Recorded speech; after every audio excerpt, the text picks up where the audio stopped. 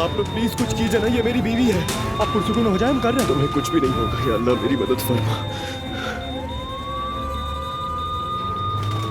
क्या आप मुझे सुन सकती है मैडम? सोहा,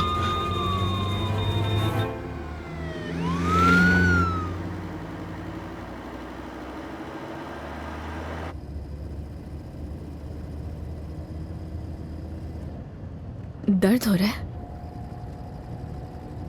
नहीं हो रहा। रो क्यों रही हो? अगर कुछ होगा तो तुम हो ना मेरे लिए।